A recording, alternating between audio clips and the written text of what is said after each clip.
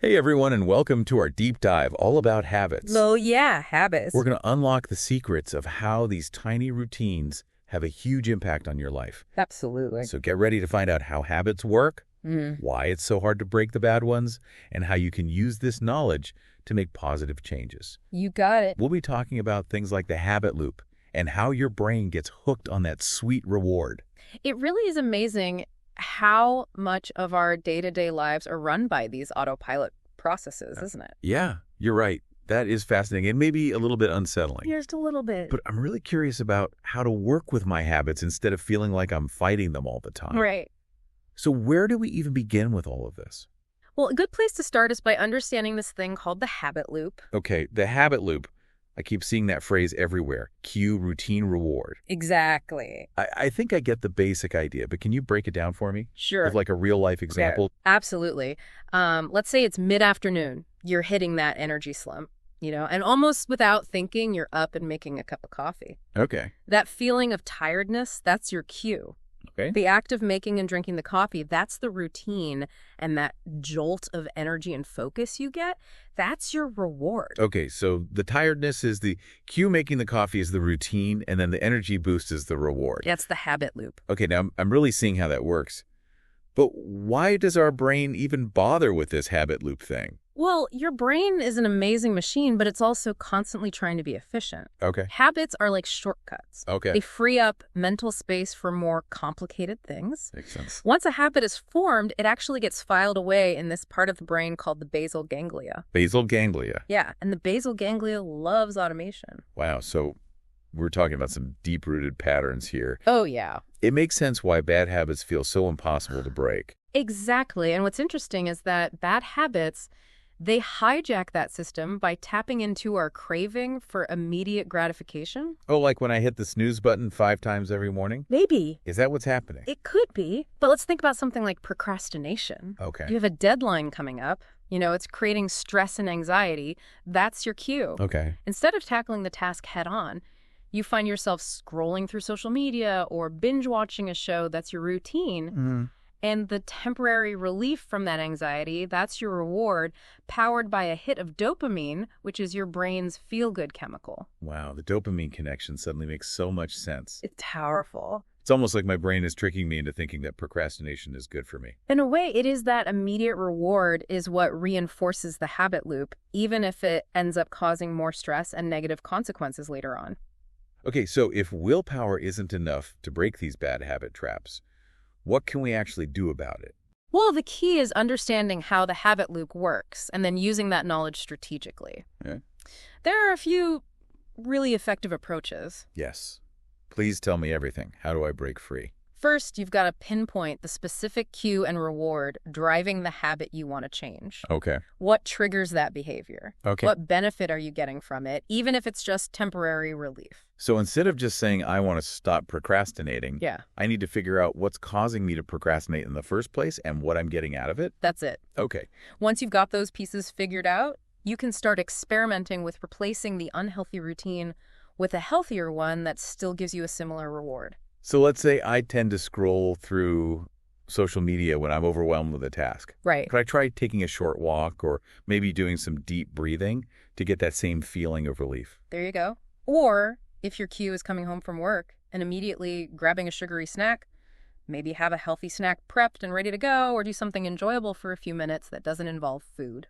Okay, this is starting to feel a lot more doable. Good. Consistency is key here, right? It's not going to happen overnight. You're absolutely right. It takes time and effort to rewire those deep-seated neural pathways in your brain. Okay. Some research suggests it can take anywhere from 21 days to several months to really form or break a habit. So we need patience, persistence, and a good understanding of our own personal habit loops. You got it. What else can we do to make this whole process a bit easier? Well, setting realistic goals and starting small is really important. Oh. Instead of trying to change your entire life overnight, focus on one habit at a time and bring it down into smaller steps. So instead of going from couch potato to marathon runner, maybe I start by committing to a 15-minute walk 3 times a week, baby steps, right? Exactly, and celebrate those small wins along the way. Okay. Positive reinforcement is so powerful for keeping you motivated. It's like I'm training a puppy, Yeah. but the puppy is my own brain. That's a good way to think about it. This is making so much sense. But Right. what about building good habits from scratch? Does the same logic apply? Absolutely. You can use those same habit loop principles to your advantage when you're trying to create positive routines. Okay, now we're talking, so how do we build those good habits that actually stick around? One technique is called habit stacking. Habit stacking, Uh-huh. okay. I'm intrigued. Tell Yeah. me more. It's basically a way to piggyback a new habit onto one you're already doing. Okay. Let's say you want to start meditating every morning, but you're struggling to find the time. Mm-hmm. Instead of trying to create a whole new routine, you could stack it onto something you already do consistently, like brushing your teeth. So I brush my teeth and then I meditate for a few minutes. Exactly. That does sound a lot easier than trying to carve out a separate chunk of time. Right. By connecting the new habit to an established trigger, you're essentially using the momentum of that existing habit to get your new routine rolling. That's smart. And I'm guessing the success of that new habit also depends on choosing the right reward. Right. You got it. This is where knowing yourself really comes into play. What truly motivates you? Okay. Is it a feeling of accomplishment, a boost of well-being, or maybe even a little treat? For me, it's definitely that feeling and accomplishment. Checking something off my to-do list gives me a little dopamine rush. There you go. That's valuable self-awareness you can use to design your own habit-building strategies. I'm really loving this. It's like we're cracking the code to become the best versions of ourselves, one habit at a time. That's what it's all about. It's about understanding the science and then using it to your advantage. But let's be realistic. Nobody's perfect. We all stumble sometimes. What about those times when we slip up and fall back into old patterns? How we deal with that? Well, those slip-ups are totally normal. Okay, good. They're actually a really valuable part of the process. Okay. The key is to avoid getting discouraged and instead think of them as opportunities to learn. So instead of beating myself up for hitting the snooze button again, I should try to figure out what triggered that behavior and see if there's a way to change my approach. Exactly. Ask yourself what was different about today that made it harder to stick to my plan. Was I more tired than usual? Was there something stressful happening? Once you figure out the potential cause, you can brainstorm ways to adjust your environment or your strategy to make it easier to stay on track next time. This is so empowering. It feels like I'm taking back control from those autopilot habits and consciously creating the life I want. That's exactly what it is. You're using the science of habit formation to shape your behavior in a way that's aligned with your goals and values. We've covered so much ground already, from the mechanics of the habit loop to strategies for breaking bad habits and building good ones. What else can we learn about this fascinating world of habits? Well, there's this really interesting concept called keystone habits. Have you heard of those? Keystone habits? Nope. That's a new one for me. Tell me more. Think of a keystone as the central stone in an archway. It's the one that holds the entire structure together. Okay. Keystone habits are basically foundational routines that have this ripple effect. They positively influence other areas of your life. I like that analogy. So what would be some examples of these keystone habits? One that a lot of people talk about is regular exercise. Okay. It's not just about physical health. It also affects mental clarity, energy levels, sleep quality, and even self-discipline, which can then impact things like your work and relationships. Wow. So by creating one solid habit, we can actually set off a chain reaction of positive changes in our lives. That's incredible. But how do we figure out what our own personal keystone habits are? That's a great question, and it involves taking a good look at yourself and your life. Think about the areas where you'd like to see improvement. Are there any habits that if you did them consistently could have a positive impact on those areas? Okay, so for example, I've been trying to be more productive with my work, and I know that when I get enough sleep, it makes a huge difference in my focus and energy. So maybe creating a consistent sleep routine could be my keystone habit. That's a fantastic example. And once you've identified a potential keystone habit, you can use all the strategies we've already talked about, understanding your habit loop, starting small, celebrating those wins to make it stick.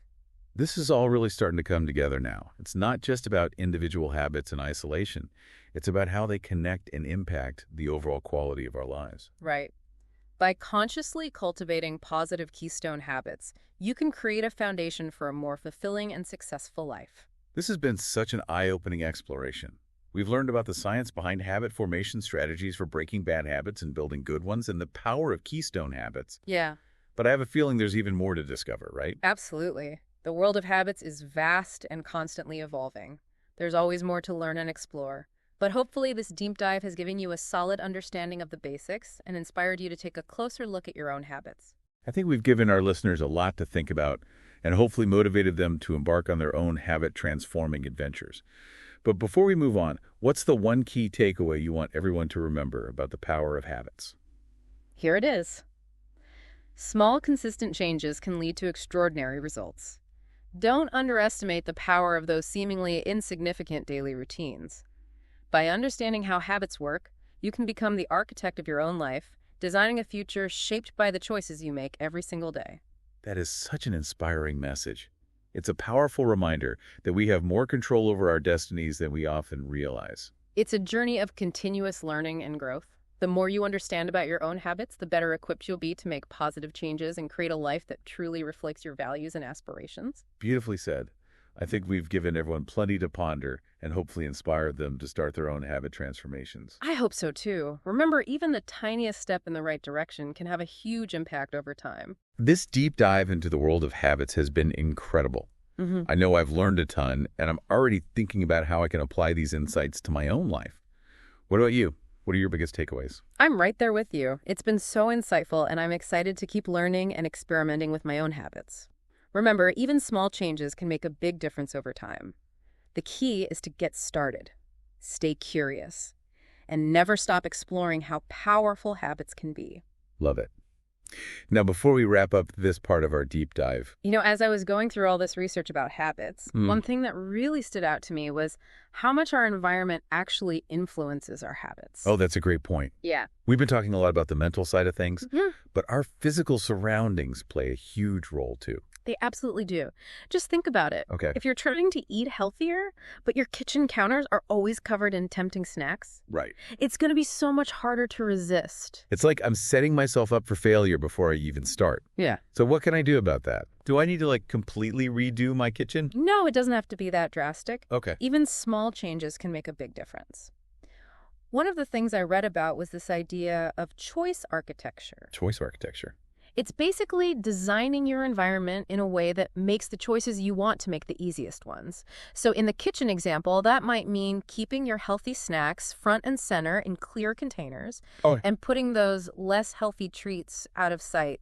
Out of sight, out of mind. I love that. It's almost like I'm playing a little mind game with myself. Exactly. And you can use this principle for all kinds of habits. Okay. If you want to read more, try keeping a book on your bedside table or downloading an audiobook to your phone. Right. If you're trying to exercise more, lay out your workout clothes the night before. These are great tips. It's amazing how such simple adjustments can really influence our behavior. It goes beyond just getting rid of temptations. You can also use your environment to create positive cues. For example, if you want to practice more gratitude, you could keep a gratitude journal on your desk or set a daily reminder on your phone. I love that. It's like a little nudge in the right direction. It's all about making those good choices easier and those not so good choices less appealing. And this doesn't just apply to our physical spaces either. Our digital environments matter too. Oh, tell me about it. I spend way too much time mindlessly scrolling on my phone. How can I use this choice architecture thing for my digital life? Well, think about the apps that tend to suck you in and waste your time. Maybe it's social media news apps, games. Yeah? One strategy is to move those apps off your home screen and into folders, so they're not the first things you see when you unlock your phone. That's such a good idea. Yeah. And maybe I could even replace those apps with ones that actually support my goals, like a meditation app or a language learning app. Exactly. You're basically curating your digital environment to be in line with your values and what you want to achieve. I'm suddenly feeling very inspired to do a major digital declutter. This is so empowering. It really shows you how much control we have over our surroundings, which then affects our habits. And remember, it's not a one-time thing. It's an ongoing process. As you learn more about what triggers you and your tendencies, you can keep tweaking your environment to help you reach your goals. I love that. It's not about being perfect. It's about making progress over time. Speaking of progress, another thing that really resonated with me from all this research was the importance of self-compassion, especially when it comes to changing your habits. You're so right. We touched on this earlier, but it's worth repeating. We're all human. We're all going to slip up sometimes. Exactly. And it's easy to get down on ourselves when we mess up, but that negativity can actually sabotage our efforts. It's like that saying, one step forward, two steps back. But how do we practice self-compassion, especially when we're feeling frustrated with ourselves? Well, the first step is to acknowledge that setbacks are normal. They don't mean you've failed or that you can't change. In fact, they can be valuable opportunities to learn and grow. So instead of beating myself up, I should look at those slip-ups and valuable data. Precisely. Ask yourself, what happened? What could I have done differently? What can I learn from this experience? That takes the sting out of it for sure. And remember, you're not in this alone. Everyone struggles with habits. Right. It can be really helpful to talk to other people who understand what you're going through. That's so true. Whether it's a friend, family member, a support group, having that sense of community can make a world of difference. Absolutely. It's about having a safe and supportive space where you can celebrate your wins, be honest about your challenges, and learn from each other's experiences. This whole conversation has really changed how I think about habits.